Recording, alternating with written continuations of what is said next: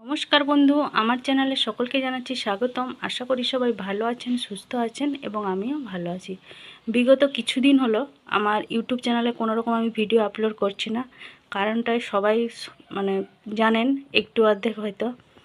এবার মন মেজাজও ভালো নেই খুব একটা, সেই জন্য এবছর আমার প্রচণ্ড পরিমাণে ক্ষতি হয়েছে। বানটা যে এসে এভাবে ক্ষতি করে দেবে বুঝতে পারিনি আমি। আমার সমস্ত জিনিস জলের তলায় চলে গেছে। এই যে দেখুন, এই সোফাটা ভিজতো কিন্তু এতটা কোনো বছরে ভিজেনি। জাস্ট এই যে একটু একটু এতটা করে ভিজতো, এইবারে সোফাটা পুরোপুরি ভিজে গেছিলো। এই যে দেখুন, জলের দাগগুলো দেখেন, সবাই হয়তো বুঝতে পেরে যাবেন। পুরো সোফাটাই আমার ভিজে গেছে। এবার এটাকে তো তোলা সম্ভব না, কি করে যে শুকনো দেবো। তার পুরো প্লাইবোর্ড যে এইগুলো যে কাঠগুলো সব ভেঙে ভেঙে ভেঙে ভেঙে চলে গেছে। আর সমস্ত ক্যাঁথা বালিশ তো ভিজে গেছিলো, আমি তো আগেই বলেছি। ঘরের এই যে কালকে এই যে দুটো বালিশ দেখছেন, এইগুলো আমরা সব বালিশগুলো যে ভিজে গেছিলো তার থেকে তুলো বের করে সব ছাদে শুকনো দিয়েছিলাম। শুকনো হয়ে যাওয়ার পরে আমার যে সমস্ত রিজেক্ট নাইটিগুলো ছিল সেইগুলো দিয়ে জাস্ট বালিশগুলো করে তার উপরে এই যে বালিশের কভারগুলো পরিয়ে দেওয়া হয়েছে। শুনুর বইটাও প্রচণ্ড পরিমাণে ক্ষয়ক্ষতি হয়েছে, কিছু বলার নেই। জলটা তো পুরো এই যে এইটা তো পুরো ডুবে গেছিলো, জানেনই সবাই। আমার পুরো বুকের পর্যন্ত জল এসে গেছিলো। আর এই দরজাগুলোও বন্ধ হচ্ছে না, মানে জলটা লেগে লেগে লেগে লেগে সব কাঠগুলো ফুলে গেছে। আর আমার ঘরে তো কোনোরই গদি নেই, খুব কষ্টে হয়তো এই একটাই শুকনো হয়েছে, এইটাই পেতে ঘুমাচ্ছি। তো আমার ঘরে প্লাইবোর্ডে তো কিছুই ছিল না, এটা হচ্ছে মায়ের ঘরে প্লাইবোর্ড। তো মা বললো যে আমি তো যেহেতু একা ঘুমাই, সেই জন্য মায়ের প্লাইবোর্ডটা খুলে দিয়ে দিল। আর মা সে আমাদের ঘরে ভাঙা প্লাইবোর্ডটা আপাতত পাতা হয়েছে। এই যে এর মধ্যে শুয়েছিলাম শুনু আর আমি। ফ্রিজ, ড্রেসিং টেবিল এগুলো তো সব তুলে দিয়েছিলাম জল না লাগার জন্য, কিন্তু এই যে ড্রেসিং টেবিলের নিচেটা এটা তো পুরো খারাপ হয়ে গেছে। এই যে বন্ধ হচ্ছে না, খোলাও যাচ্ছে না। আর নিচেটা কিছু নেই, কাঠগুলো সব ভেঙে ভেঙে ভেঙে ভেঙে পড়ে যাচ্ছে। আলনাটাও মানে জলের মধ্যে পড়ে যাচ্ছিলো, তাকে বেঁধে রাখা হয়েছিল। ম্যাট্রেসটা তো পুরোই ভিজে গেছিলো, দেখে তো ছিলেন সব। তার মধ্যে আবার ইঁদুর, কোথা থেকে যে কতগুলো ইঁদুর এসে ঢুকেছিল তার নেই ঠিক। পুরো কেটে কেটে কেটে কেটে সাইডগুলো আমার কেটেই দিয়েছে পুরো, আর কিছু করার নেই। প্রচণ্ড পরিমাণে সত্যি বন্যাটা যে এভাবে এসে সবারই ক্ষয়ক্ষতি করবে কেউই আমরা বুঝতে পারিনি। যে আজকে রান্না হচ্ছে, ডালটা হয়ে গেছে, আর হচ্ছে এই যে সয়াবিন আলুর তরকারি। শুনু চলে গেছে পড়তে, তাকে দিয়ে চলে এসে এই জন্য পাকার কালারগুলো এগুলো ডিস কালার হয়ে গেছে একদম। কলতলাটা ধুয়ে দেবো, একটু দুটো মুড়ি খাবো। সকালবেলা সমস্ত কাজ বাজ কমপ্লিট করে চান করে ভগবানকে সেবা দেওয়া হয়ে গেছে। শুনুকেও দিয়ে চলে এসেছি।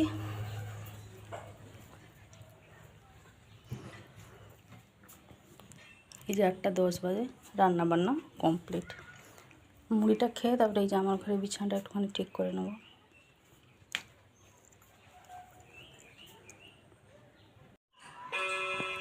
বেজে গেছে 9টা, আর একটু পরে শুনুকে আনতে যাবো। এদিকে এই যে বিছানাটা আমি গুছিয়ে নিয়েছি, একটুখানি চুলটাও শুকনো করে নিলাম, ভিজে চুল ছিল তো।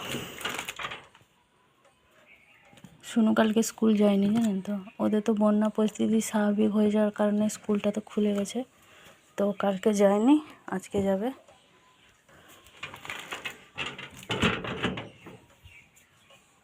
তার দুটো ক্যাব ছিল শুনুন, একটা ক্যাব কোথায় খুঁজে পাচ্ছি না। এই একটাই ক্যাব কোথায়।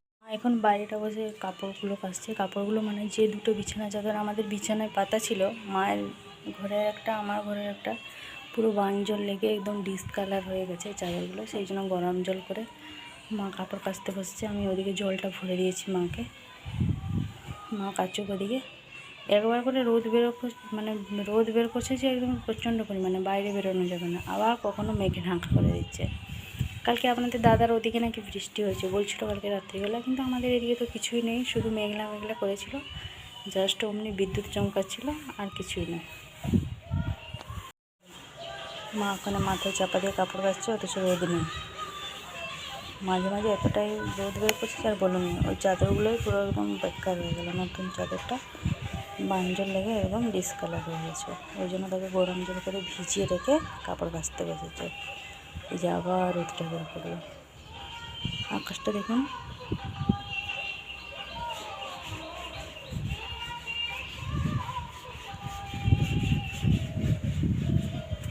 বেজে গেছে এখন প্রায় 10:30। সোনুকে স্কুলে দিয়ে চলে এসেছি আমি। প্রচণ্ড পরিমাণে হাওয়া দিচ্ছে, সেই জন্য আজকে আর সোনু ক্যাপটা পরে যায়নি। আর ওকে আজকে তো আমি যেহেতু টিফিনটা কিছু তৈরি করেছিলাম না, সেই জন্য ওকে একটা 10 টাকা দামে একটা কেক কিনে দিয়েছি আর 2টো কলা দিয়ে এসেছি। ওটাই ও আজকে টিফিন করবে। আজকে তো যেহেতু 2:45 ছুটি হয়ে যাবে। চলুন একবার যাবো এবার ছাদে, মা কী করছে ছাদে একবার দেখে আসি। বেজে গেছে প্রায় এই যে 11:40 মতন। ছাদ থেকে এই যে সমস্ত কাপড় চোপড় নিয়ে পালিয়ে এসেছি। ঝড়ের লক্ষণটা খুব একটা ভালো নয়, বাইরে প্রচণ্ড পরিমাণে হাওয়া দিচ্ছে, তার সাথে কখন বৃষ্টি চলে আসবে তার কোনো ঠিক নেই, সেই জন্য সব কিছু নিয়ে পালিয়ে এসেছি। এই যে দেখুন বাইরেটা প্রচণ্ড পরিমাণে হাওয়া দিচ্ছে। ওদিকে মা যে তুলোগুলো সব বেঁধে নিয়ে পালিয়ে এসছে। কালকের মতন আবার আজকেও সেই মানে বালিশ তৈরি হবে, যে তুলোগুলো শুকনো হয়ে গেছিলো প্রায়। তো কিছু কিছু তুলো যেগুলো ভিজেছিল সেগুলো সব সিঁড়ি ঘরে রেখে দিয়ে এসেছি। যেমন আমার ঘরে সেই তোষকটা পাতা ছিল, ওটাও সিঁড়ি ঘরে রাখা আছে। আমি আর এসে আর ড্রেস চেঞ্জ করতে মানে আর সময় পাইনি। সেই আসার পর থেকে টুকিটাকি কাজে লেগে পড়েছি মায়ের সাথে।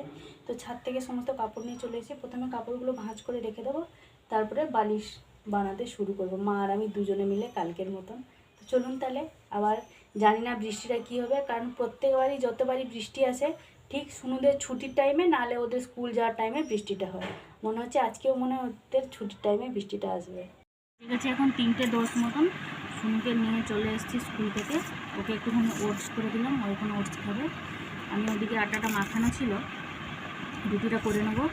আজকে ওদের নাচের ক্লাস আছে, শনিবার যেহেতু যাওয়া হয়নি, ছিল বাট এই ঘর গুছানোর জন্য সেই জন্য আর যাওয়া হয়নি।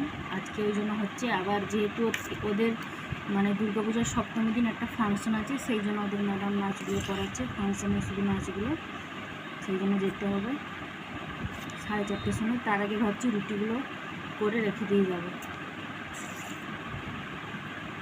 একটুখানি ঠান্ডা করে দিয়ে যে ওই দিকটা বসে বসে খাবে, আমি ওই দিকে কাজগুলো সব গুছিয়ে নেব।